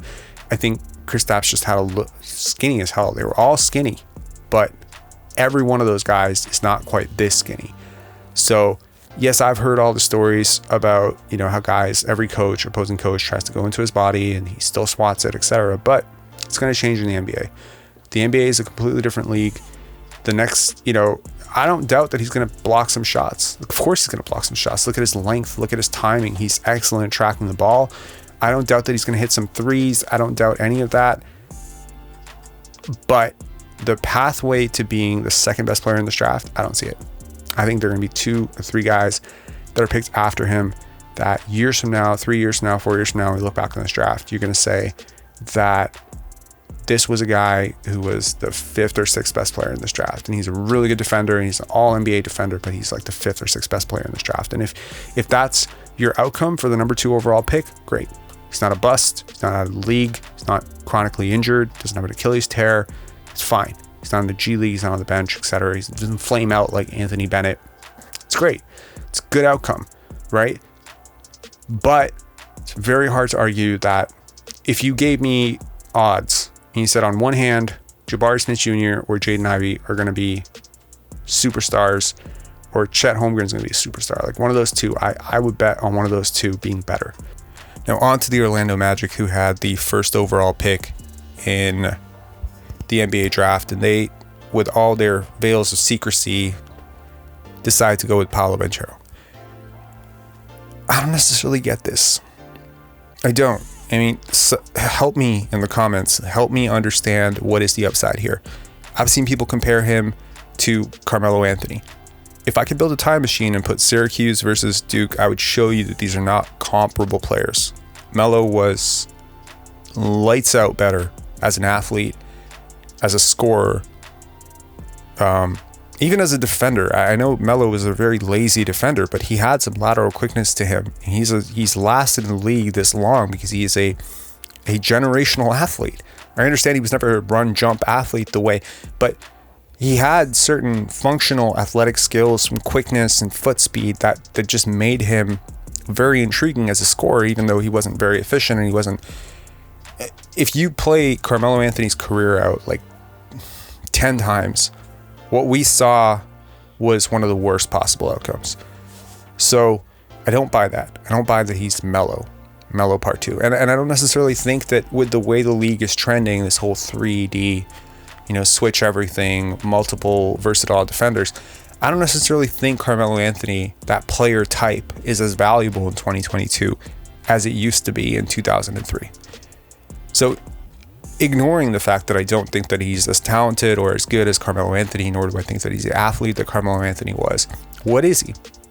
How much better is he than Franz Wagner? You can compare Scotty Barnes last year to Paolo Banchero. Okay, we can argue that yes, Paolo is taller and he's bigger, maybe stronger. You can argue he's much more polished offensively. But as passers, they're similar. Scotty is miles better as an athlete, and he's much better as a defender. Like night and day better as a defender. And Scotty was a fringe top 5 pick last year. Happened to win Rookie of the Year because he improves a lot. I don't see it. I don't think there's one thing that Paolo can do right now where you're like, he can be a great role player. I think this guy can be a star in the 99th percentile outcome. There's like a sliver of hope that just enough things go right for him athletically. Maybe he slims down, needs to get lighter. He did play some guard in high school. He has those skills there in his bag. But I think I worry with the Magic, with Jeff Weltman, and I worry about anchoring bias. I worry about who's in his staff. Like how much are these guys paying attention to those high school rankings? Because you look at a guy like Jalen Suggs, and I tell you, the writing was on the wall that that guy was going to struggle as an NBA pro offensively. And they didn't seem to see that. And that scares me a little bit. And I think it's the same thing all over again here. So I'm not seeing it. I don't love it. Caleb Houston, another example of a guy who really highly regarded, Montverde, goes to U19, Canada basketball. It's kind of asked to be the guy, play a little bit above his head. On-ball skills are not great. Creation skills not great. Shooting struggles, doesn't create enough space. Goes to Michigan, same thing repeats itself. Falls, once projected 7th, 6th in most mock drafts, ends up falling to 32. You can make a very strong case that he probably shouldn't have gone for top 45. There's a lot of this baked in expectation that he'll regain some of the lost glory of Montverde. What did he do at Montverde? That team was so stacked. Moses Moody, Cade Cunningham, like there were 4 NBA players on that team. So to take that and then to say, well, you know, he was so good in high school. He wasn't. He wasn't. So I get why you, as a franchise, I get why 6'8" shooter, smooth shooter, I get why that player archetype is so appealing. But 3-and-D is a thing. What I'm looking for in the 32nd pick is I'm batting for generational, or not generational, but star upside. So Bryce McGowan's. I'm batting for someone who can be that type of player. Or I'm batting for one tangible skill that I can put on the court, like a specialist defender, shooter, whatever. Someone like Peyton Watson. As a defender, he is already there as a defender. I guarantee you Peyton Watson could right now walk onto an NBA court at age 20 and be a really good defender, and you could probably throw him on like a superstar wing, and I'm not saying he's going to stop him, but he would do about as good a job as most of the wings on your roster. That's a specialist skill. And I think with Banchero and with Houston, I think you're kind of banking on like upside with both these guys. Neither one of them project as really good defenders. And I think like the minute you're already losing that side of the potential argument, you're banking on like very unlikely offensive outcomes for both these players. So I do not like the Orlando Magic draft. I'm gonna give them a C. Not a huge fan. Could be wrong. I was wrong last year about Franz Wagner. I did not like the Suggs pick, and I was lukewarm about Franz Wagner, and I changed my tune within 3 weeks. And I'll tell you after preseason whether I see enough in Paolo that I'm like, I'm wrong. He changed his body. This is something, you know, this is something real, mentally tough, or something. He's just worked on things. You never know. But I didn't see the best player in the country at Duke. Okay, I didn't see a top 5 player in the country. Moving on to the Portland Trailblazers, I'm going to give this a B-. I completely understand the upside of Shaedon Sharpe. The vertical is out of this world. The shot is butter smooth. He's young. He reclassified. There's a lot of intrigue there. The only way you can really justify this to me is if you're probably looking to move this pick at some point, and you're banking on maybe being able to deal this player at some point. You just want the guy who's going to have the most trade value. And it's easy to argue that Shaedon Sharpe, if he comes out and he has like a fairly decent summer league or something like that, that he's gonna have that type of value that you can possibly move off of relatively soon, maybe at the trade deadline, and you can add something if he pops, right? The upside is huge. And if he flashes that type of upside and people are able to see, like there are certain guys where they can come out in their rookie year and score 10 points per game, and it's not going to move the needle much. But if Shaedon Sharpe comes out and scores 10 points per game, I guarantee you his trade value is going to be off the charts, because right now people are expecting him to come out and not play. There's so much mystique about him. So just him coming out and looking like the player that we thought he was going to be is going to vault his trade value insanely. And you might be able to get a fringe all-star. You might be able to get a Domantas Sabonis type of player for him at the trade deadline. So I understand this from that perspective, from Portland's perspective. However, he is young. I question his shot selection. I question his fit next to a ball dominant guard. I don't necessarily think I've seen him play that way. I question his interest on defense. His kind of floats in and out. Jabari Walker, good pick at the end. Son of Samaki Walker, the epic draft suit. But I'll tell you what throws me off of Shaedon Sharpe. That last year at Kentucky, I know that he came in and he was going to redshirt, and there was a plan in place that they weren't going to do to him what they did with BJ Boston, where you play a guy who's not ready and then his draft stock tanks, and suddenly you're not a program that can sell to prospects that you're going to get them drafted high, because effectively what you're really talking about with BJ Boston is a guy who probably could have gone top 3, top 4, and then wound up going, I think, 51st or something like that in last year's draft. And he looked much better in the NBA than he did in college. And I think with Shaedon Sharpe, there was a similar fear that because of his lack of first step, because of his maybe coming into the program a little bit late, because maybe of his questionable finishing at the rim, that this is a situation in which a player could look much worse than they really are because they're just not ready. And so they decided not to play him. My only question is, how do you, as a competitive basketball player, choose to not play for an entire year? That's weird. You never got the feeling that he was pushing to play. It always felt scripted to me. I'll tell you what scares me a little bit about Shaedon Sharpe. And it's actually going back to something with Jalen Suggs. And last year, Jalen Suggs was trying to convince everybody that he was just this incredible player who had never really had the chance to focus on basketball full time. And now that he was finally going to be able to focus on basketball full time instead of splitting his time between football and basketball, that he was just going to get so much better than everybody else. And he had all this untapped potential. And I believe at some point he told every team, he's like, oh, if any team passes on me, they're crazy or whatever. So I was totally out on him at that point, because in the context of explaining what he meant, he mentioned that during football season, he just wouldn't touch a basketball. Like, the basketballs would be locked up during football season. And tell me, like, I'm not drafting a guy top 10 in the NBA draft if they don't love basketball. And I don't know how you can love basketball and then not play basketball for 5 months. You choose not to play basketball for 5 months. That's, to me, just very strange. So for Shaedon Sharpe to not be playing competitive basketball for a year, it just reeks, right? It reeks of just a guy who maybe doesn't have that. And if you have those types of questions, if this is a long-term fit for Portland, it's instead of, a short play and they're going to try to flip the asset, if this is a guy that you're really trying to bring into this program and, sort of pair with Anthony Simons or whatever, I would argue, minus the vertical, you kind of already had this type of player in Gary Trent Jr. Let me be honest, I'm not a Gary Trent Jr. fan, and I understand that Shaedon Sharpe has all sorts of upside and potential, etc., that Trent Jr. does not have.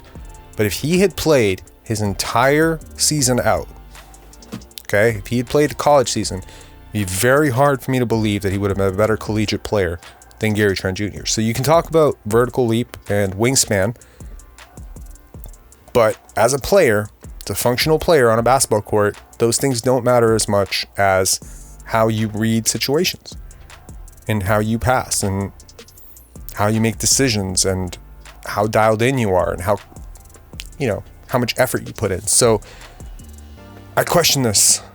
Big time. So I'm going to give Portland a B- because I think that they're trying to hold the most valuable asset and probably flip it.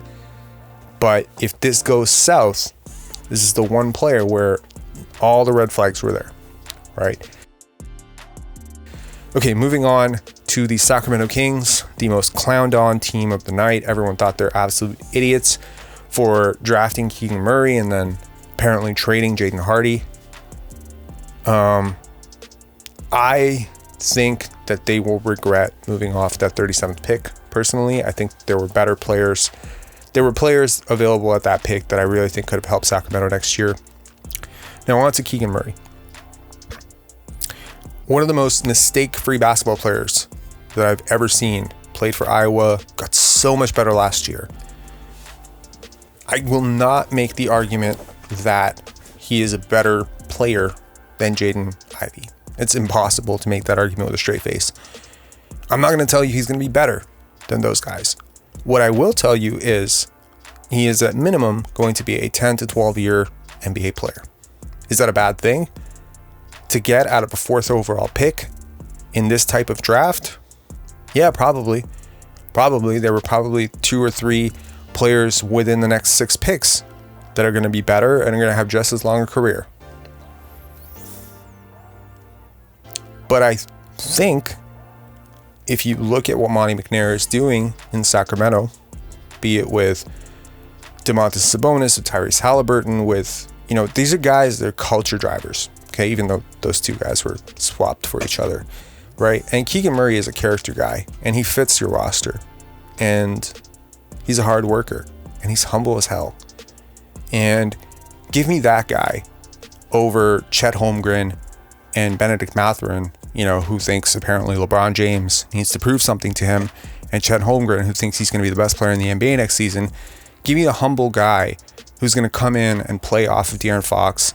And yeah, a lot of the holes in his game, from self-creation to lack of creativity and all the things that you can say about Keegan Murray's game that don't translate. He's a better athlete than I think a lot of people give him credit for, first of all. Okay? He's a really good player. He's a really good player. I understand it's not a sexy pick.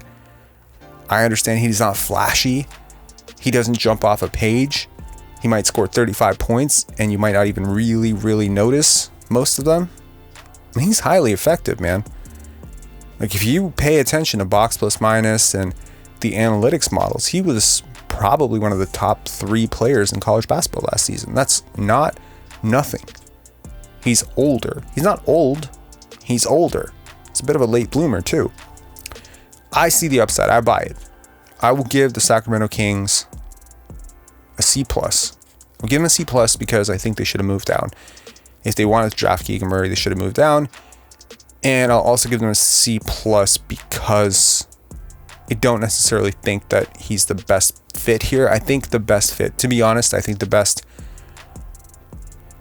if I was the Sacramento Kings at 4 and I couldn't move down for whatever reason, I mean, that's hard to believe, right? There were so many players, there were so many teams behind you that really, really wanted to move up for Jaden Ivey. So it's hard to believe you couldn't have moved down and grabbed this. But I think Portland and Indiana threw out just enough smoke screens about wanting to grab either Keegan or Dyson Daniels that I can understand why they might have just felt like, hey, let's just pick our guy and move on from this. But if I were them, I probably would have picked Dyson Daniels here.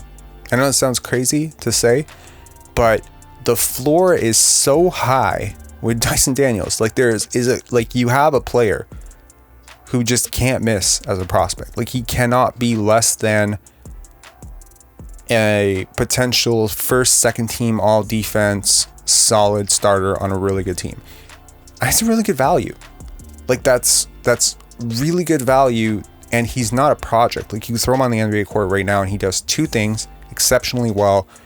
I feel very strongly about Dyson Daniels. I think Keegan Murray could work out for the Sacramento Kings. I'm not going to kill him for not picking Jaden Ivey. I think Jaden Ivey will be the better player long term.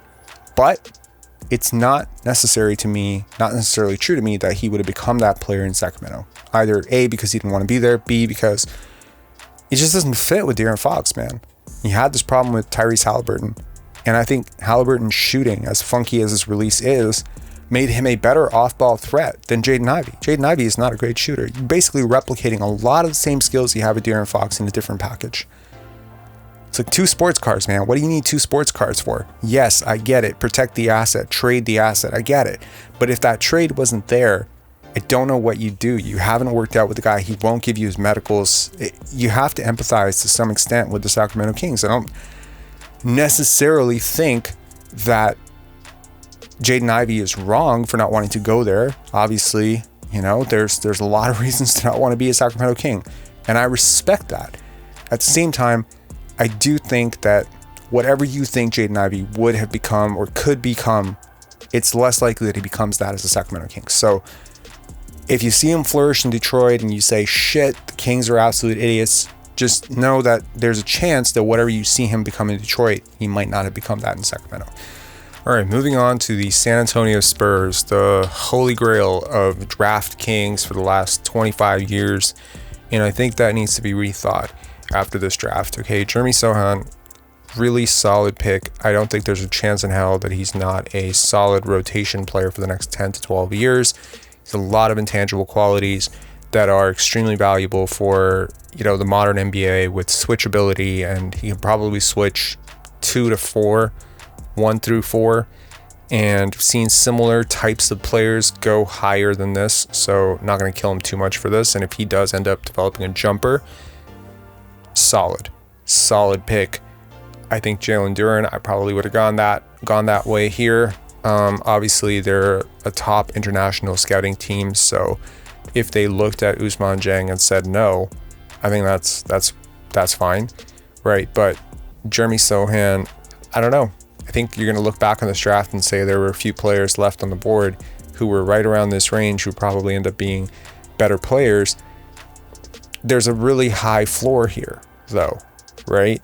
Whether he develops a jumper or not, he has a lot of intangible qualities to make him a valuable player right out of the gate. Like, you can play him as a defender now. He does all the little things. Malachi Branham, not as high on him as a lot of other people are. Don't like the defense. And for a guy who measured in about 6'4", 6'4.5", with a 6'10" wingspan, I get it. You know, this is a draft which is just full of guys with this physical profile, most of whom were a little bit more productive than him.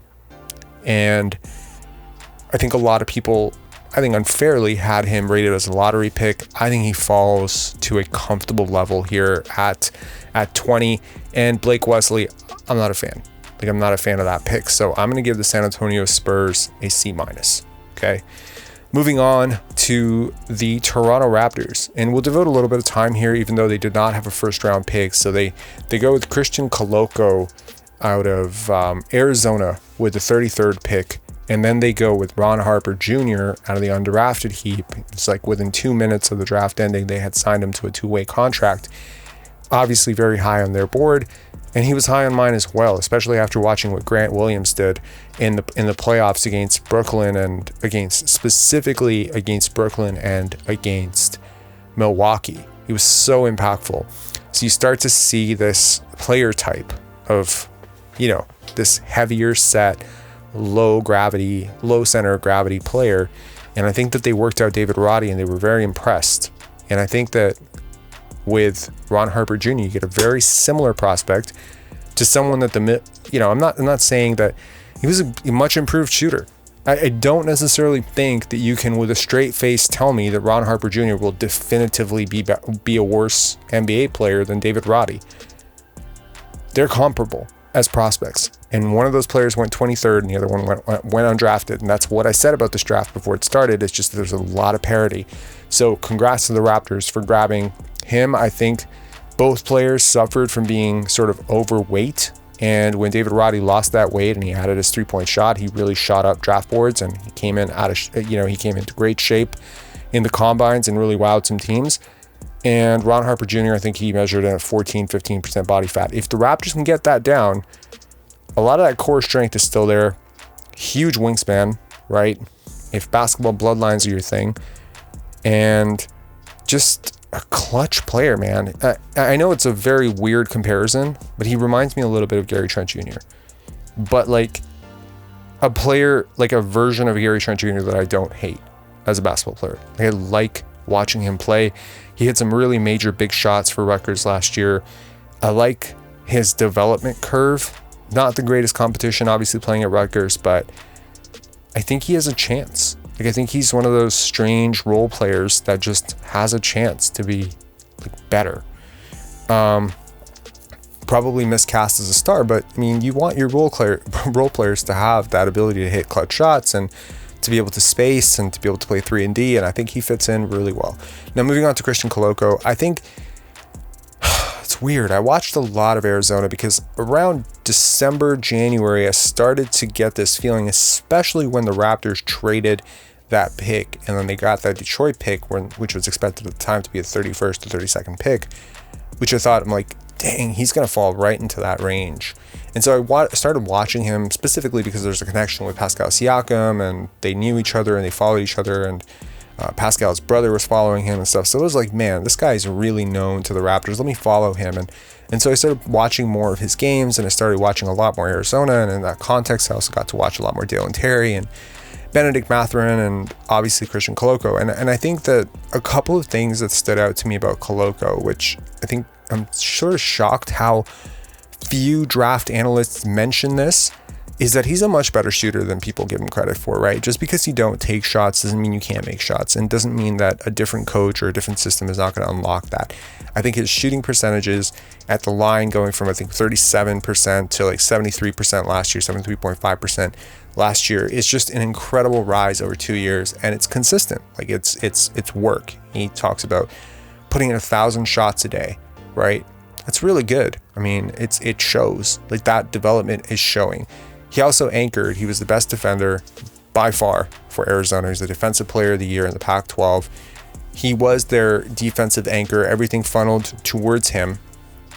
Unfortunately, he was a little bit boxed in on the offensive end, kind of limited to rim running and alley-oops and, dives at the rim and, just tip backs, put backs. I think he has more. There were 3 games this past year, I think 4 assists, 6 assists, which just really showed some high post passing potential. I'm not saying he's going to become Draymond Green, but he has more to his game than this Clint Capella light, rim running, one-dimensional offensive player that he's been made out to be. I had him ranked higher than Walker Kessler. I'll tell you where I sat with the Raptors, and I give the Raptors an A. A solid A, because they didn't outsmart themselves. They didn't jump and do something stupid like draft Jaden Hardy, into a situation that he just wouldn't fit in. And they just went with the smart pick here. The reason for the A mainly is because they made the smart, sensible pick, and they wound up with 2, in my opinion, of the top 25 to 28 players in this draft, despite only having 1 second-round pick. That's pretty impressive value. The thing that I think about with the Raptors is that they had a few players rated higher than him. And it seems to me that 2 of those guys, specifically Peyton Watson, in my opinion, if I'm reading the tea leaves properly, Peyton Watson and Andrew Nembhard, both went off the board pretty much 3-4 picks before they were picking Christian Koloko. So I know that the narrative now is, hey, he fills this player type that we didn't have last year, and he helps us with this way and that way. I think the Raptors kind of got lucky in a way. It's not that I don't think Peyton Watson is going to end up potentially being a better pro than Christian Koloko. It's a very good chance he does end up being an all defense type player, and I look like a genius for being his biggest fan at this point. But I do think that this is one of those situations where the Raptors sort of fell ass backwards into having to select this type of player who's a little bit taller than they would like to select their players. I think they really do have this vision of 6'9" everyone. And it's interesting to me that they did not select Jalen Williams, who went the pick after, because the minute it came up, I was like, okay, it's between Koloko and Jalen Williams.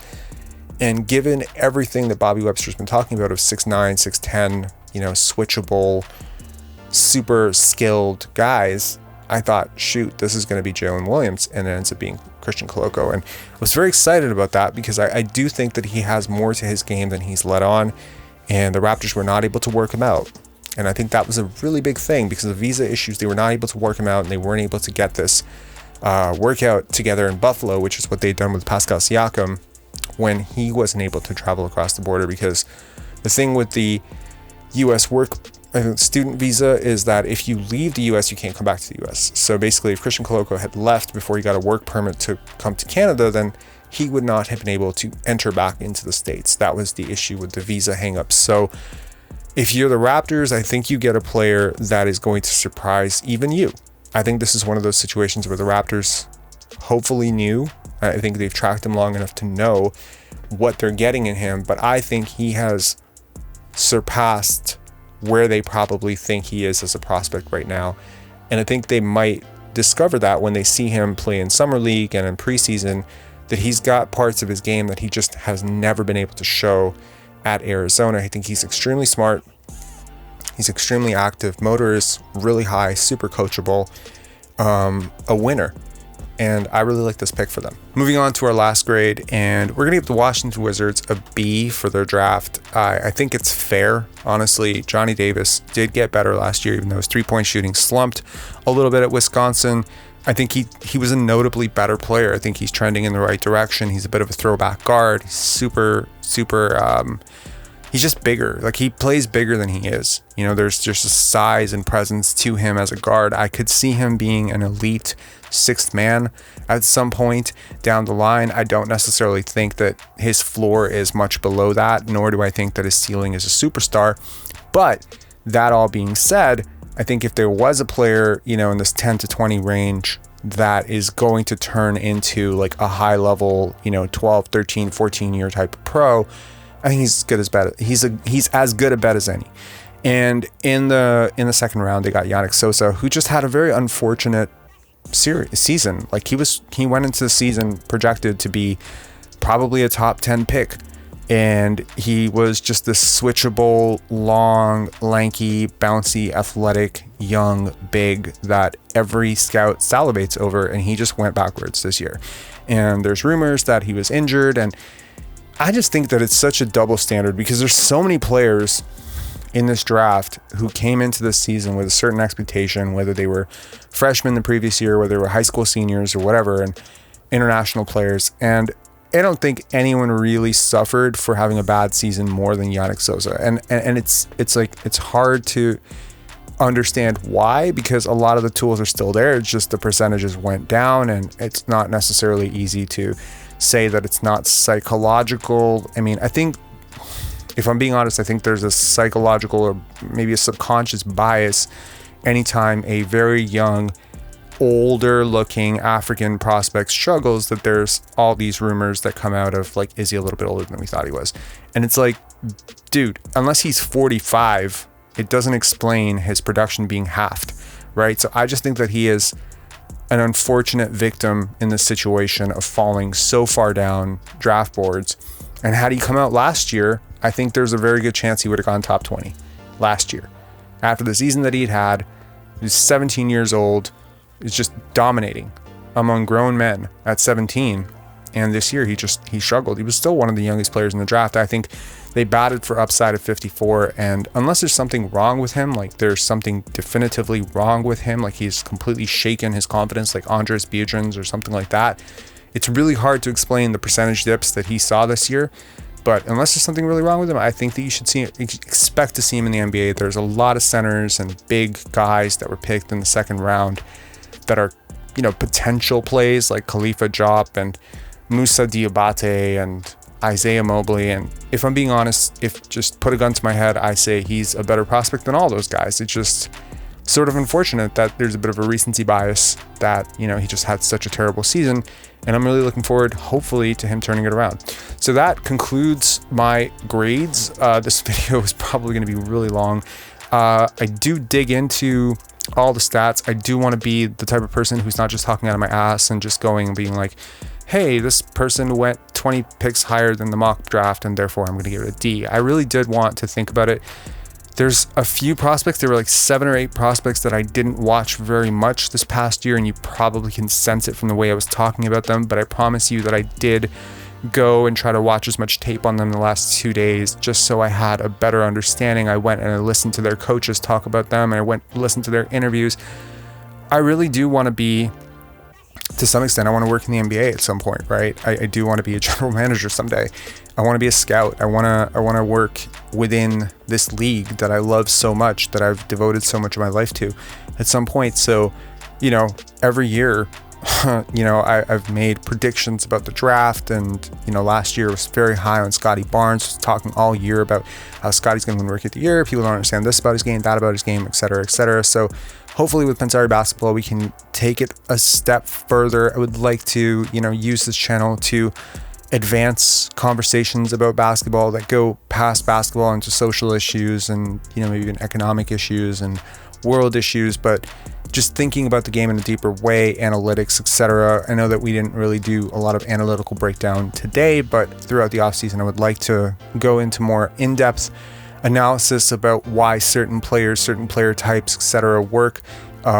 If you're in part of the Facebook groups, obviously you have probably seen me post like 2-3 times a day about various things throughout the year. So check me out there. I don't necessarily have a Twitter handle right now, but I'll definitely look into it.